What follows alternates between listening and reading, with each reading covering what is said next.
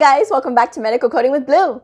Today is Letters to Blue. If you are brand new to my channel, welcome. I am Blue. I'm a medical coder. Every week I take some of the letters that I've gotten from viewers and I put it into one episode so we can do a deep dive discussion on it.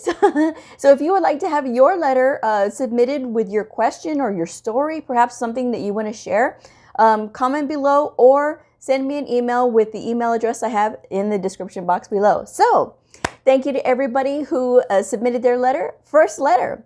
She says, "Hi Blue, thank you for your videos. I was watching it last night and you stated that for the CPB, the Certified Professional Biller, and that is offered with the American Academy of Professional Coders, you don't technically have to get the certificate before you find a job in that area. If that is the correct wording, what you said, no, it's not. But I'll clarify here in a minute. I am just wondering if you could go into more detail about that, maybe in another video. I have been trying since last May to get my CPB through AAPC. I have received the certificates for anatomy and physiology like you mentioned, and I've taken the CPB 2 times already, and I hate to say, but I have failed both times.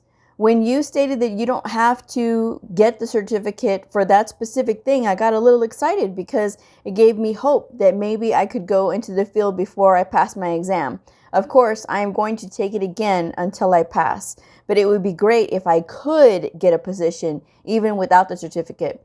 Hope all of this makes sense. Love your videos." Well, thank you very much for your comment, for your email, and thank you for tuning in. So what I will say is this. Let me clarify, all right? So what I always say about the CPB is you do not have to be certified to be a medical biller. And that is with CPB, that is anything, right? You don't have to have this. If you look at the job listings for a medical biller, oftentimes they are either asking you to have some experience, or if you're brand new, they'll say they'll train you if you have no experience. So you do not have to be certified to be a medical biller. A lot of times when you're looking at these billing jobs online, they won't even ask for a credential. The only time you really need a credential is if you're trying to get into medical coding, because most of the time when employers are looking for medical coders, they're looking for them to be certified. So with the billing, essentially all you're doing is processing paperwork. So while maybe you get some training in these programs, it is not necessary because employers are not looking for that. So that's my answer on that one. Some people get the billing credential. I know many really good billers who are not even credentialed. They have no credential and they still have successful practices. There's many reasons why they would have this credential, but a lot of times you have to be very careful about the credentials that you're getting. If you're getting additional credentials, because the additional credentials is going to require you to take an exam and produce continuing education units, and it's more money. So you have to be very careful about all the additional letters that you're adding after your name. Sometimes it is beneficial depending on what it is, what the specialty credential is. But if it's something like billing, you do not have to be certified to be a biller. Okay, so next letter. "I'm terrified, I'll be honest. I want a new career. I believe I want to go this route. I don't know much, but something has to change in my life. Do I have to be great at math? Do I have to take an anatomy class? Where do I start? What do I need to know? And I'm smart enough to do, am I smart enough to do this job? I am 52 years old and I need to start somewhere. I am motivated but still scared. Please help." All right, so this one's a big question and it's a tall order, right? So the first thing that I will say is this. A new career is nothing to be terrified of. Okay, there's many things to be terrified of. Spiders, snakes, those things. Those things you can be terrified of. A new career that will give you just a fulfillment if you are compatible with it, because not everybody is compatible with being a medical coder. I will say that. The reason that I say that is this. You have to read and you have to like to read. You have to study and you have to like to study in order to be a medical coder. There are medical coders out there who do this to collect a job, collect a check, and go home. I am not that way. That's why on all my videos, I always say to be a high caliber medical coder, you have to want to study. You have to be engaged with these providers. Even when they bark at you, you still have to be engaged with them. There are things that you have to do to improve yourself and your communication skills, because think about it. We're asked to know what doctors know while never having gone to medical school. Then we have to communicate with highly educated people. And a lot of us just have a high school diploma or GED and our credential, and that's it. So with that in mind, there are plenty of people who are in their 50s that started. I knew a lady, she was age 61. She got started in the industry. She's still a coder today. I've been a coder for over 10 years. She's now in her 70s and she's still doing it. So if she can do it, you just have to have a willingness to learn and to grow personally, not just by books, but personally, because you have to train yourself to be a really good communicator. Not only that, you have to write really well as well, because when you're sending queries, it needs to make sense and it needs to be well written so that these doctors will take you seriously. That is the thing. And it's not just doctors you'll be working with, it's nurse practitioners and physician assistants as well. So you're going to be working with all these educated people. You have to be able to up your game. So some people don't expect that and they think, really? No one ever mentioned this. I'm telling you all the detail stuff. The detail stuff that a lot of people don't say. Okay, so if you take my advice, great. If you don't, well, I told you. So, but anyway, if you want to change your life, it's up to you. The only one stopping you is you. And I tell it to people all the time. You can do anything you want with your life, but it's up here. I mean, literally, it is literally in your head, because people can make themselves do really great things, or they can just be like, well, and they can be overwhelmed by all the anxiety and the feelings of this is a potentially new way of a career and things like that. So this is not just a job. Medical coding is not a job. It is a career, and that's the difference. A career is something that you develop into. A job is what you go to 9 to 5. And basically, you're just there to get money, This is something that if you really dive into it, it will reward you. And that's just my advice. But please go through my videos. I have so many videos. Advice to people who are later in life wanting to get into medical coding. I've got those. I've got a day in the life of a medical coder. I've got Q&A Tuesday. All the questions you could ever want to ask are there. And some questions you didn't even know you wanted to know. I'm just saying. Check out my videos and really just go from there. And if you have any other questions, let me know. Next letter. Pretty sad, because I'm paying for an online course for medical coding and billing that I stopped doing. If I try and get a refund, I have to pay. So I have to pay for a program that I am no longer doing. It's self-paced, but I just can't get myself to do it. It's the ones where you read the chapters and at the end you take the test. But I feel like everything I read, I forget. And all the previous tests are just forgotten memories. How can I go about getting it down? It's all online, no textbooks, no nothing. When I asked for clarification from the viewer, what kind of program it was, if this was for billing or if this was for coding, he said that it was for billing and coding because of the name. That's the name in there. But and then he says, well, the program is for medical coding and billing specialist. So it goes into both, but I'm not that far in it yet. Barely on lesson 8 of 39 lessons. So here's the thing. This does not sound like a coding program. This sounds like a billing program, because if you are in a medical coding program, you're going to have the books, right? You're going to have the ICD-10-CM diagnosis book. You're going to have the CPT current procedural terminology book.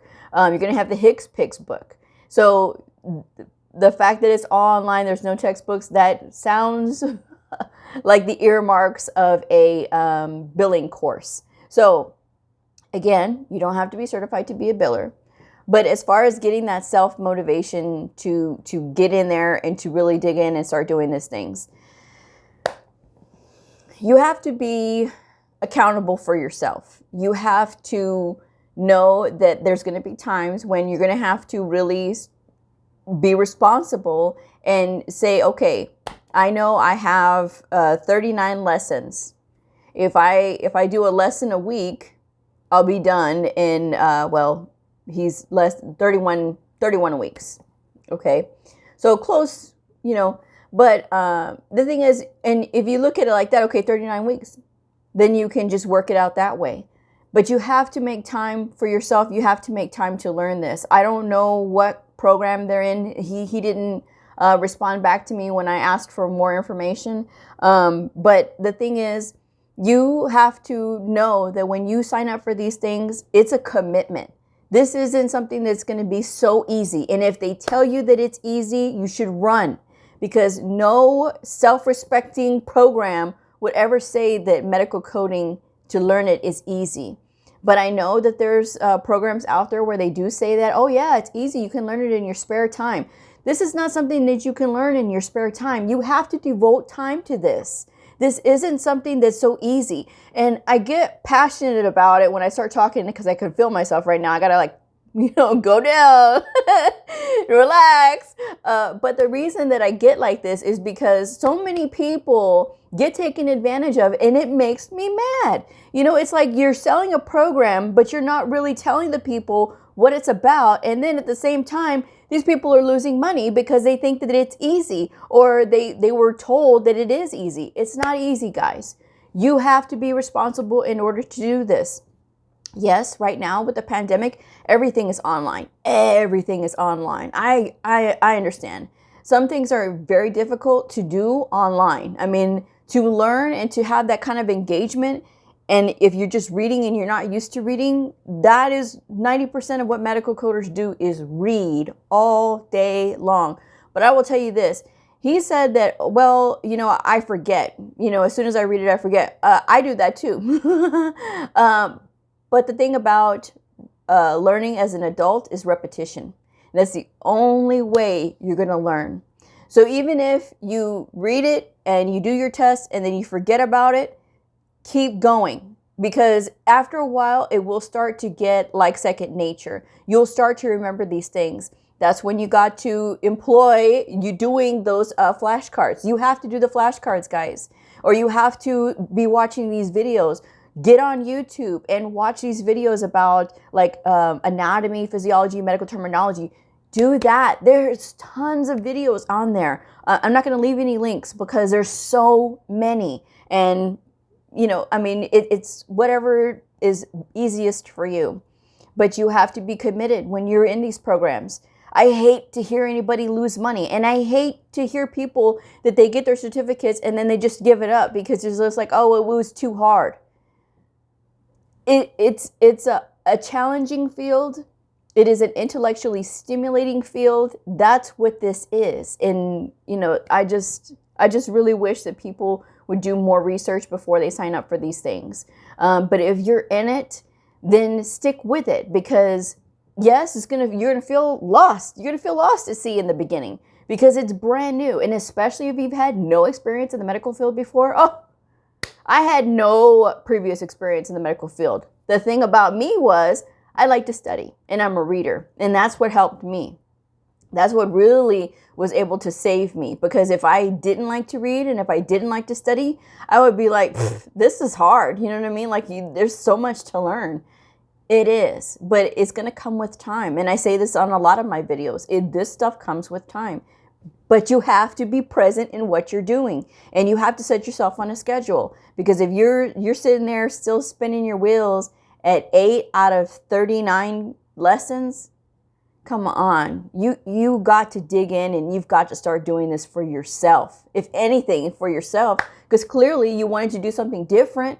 I don't know what the job position is currently of the viewer that was doing this, but if it is like, you know, something like just minimum wage job, because I came from working minimum wage myself.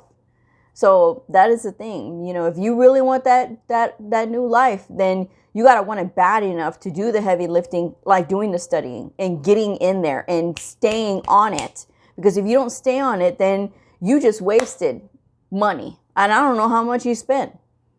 But I sure hate to think that there was a comma in there. I'm just saying.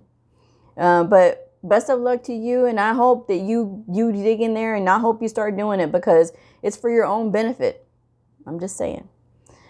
Next letter. Hi, Blue. Do all the books you have mentioned cover both coding and billing? It's so expensive on AAPC. Can I study on my own and pay for the exam alone? How much does the exam cost? Do they combine the billing and coding exam together into one? Can I speak to you on the phone? I really have a lot of questions and I want to study medical coding and billing, but I don't know how to start. All right. You got to start looking through my videos. All right. I've got a lot of videos that cover how to get started in medical coding. What is the difference between AHIMA and AAPC? Obviously, you want to go with AAPC. Look at the website. It's got all that information there. And I'm not even a member of AAPC yet. I get lots of questions about the AAPC exams. Guys, do yourself a favor. Go to the website. They have it all broken down. That's the thing I will say about AAPC. I do like that about them. They're very upfront. Like when you go, I've gone for like a show prep a few times when I'm talking about AHIMA and AAPC. But when I go to the AAPC website, the first thing that little pops up is that little message box. How can we help you? Are you ready to start a new career? And I'm like, calm down. I'm just doing some perusing. And then it'll pop right back up, pop right up. So they're very upfront. They're very, they'll tell you, whatever it is that you want to know. Call their customer service hotline. The thing that I will say about AAPC, though, is before you can register to take your certification exam, you have to be a member of their association. They do require that in order for you to sit for one of their credential exams. So that's an additional cost. The cost, again, is on the website. And so you have to really think about, like, when you're wanting to do these things, go directly to the website, look at what they have to offer. And when they say medical billing and coding, it's an umbrella term. And even because they say billing and coding, because even if you're just studying to be a medical coder, you do have to know about the billing part because of the simple fact that is basically, when it all comes down to it, the procedures that get reported are the ones that are going to get billed. So you have to know, in order properly to select all these things, you have to know the billing side of the house as well. Doesn't mean you have to do billing, but it does mean that you have to understand what's happening. So that's why they call it medical billing and coding. Rarely will you see it. Sometimes you'll see it as medical coding, but they will still teach you about medical billing, because I learned that. My program, I believe they said it was medical coding. I can't remember because it's been so long, the program that I went through. And I went through a trade school. But they said that it was it's a medical coding program. So when they listed the syllabus, right, all the things that you got to learn, medical billing and reimbursement was one of them. So that is something that you do know. It's a staple of these programs. It's just like learning the diagnosis coding and the procedure coding. But yes, it is part of the programs, and it doesn't necessarily mean that you have to be a biller. But you can absolutely study on your own. AAPC does allow, if you want to take the CPC, to do independent study. So I do have a whole video that is like literally everything. It's just a template, okay? And it is all the courses that you would have if you went to a traditional school. And so it's just some of the things that I remember from when I went to school, and like in the order, okay? So if you go in that order and you go, basically breaking it down, because I broke it down by weeks. So if you follow that template, it takes a whole year to complete. Some people can complete it in less time. It's entirely up to you however fast you want to go. But I will say this, if you're going to study on your own, try not to be one of those ones that just tries to fly through. You have to understand what's happening, because even if you can pass the certification exam, you still have to take those assessment tests when you get out in the real world and you're applying for jobs. So I'm just letting you guys know, prepare yourself and study hard, so that way you can be ready. And the more you study, the more confident you're going to get. The more confident that you're going to get, the easier it's going to be for you to make this transition into medical coding. So check out the video. I will leave the link for the independent study in the description box below if you don't want to go through a traditional program. So if you don't want to go through a traditional program, AHIMA allows, if you want to take the CCA, the Certified Coding Associate exam, you don't have to be formally trained. You can study on your own and pay to take that exam. AHIMA does not require you to be a member before you can pay to take their test, because they have separate prices for, like, they have the member price and they have the non-member price. So, I mean, still a good deal anyway. And again, if you want to go with AAPC, they do require you to be a member. So, and the last letter.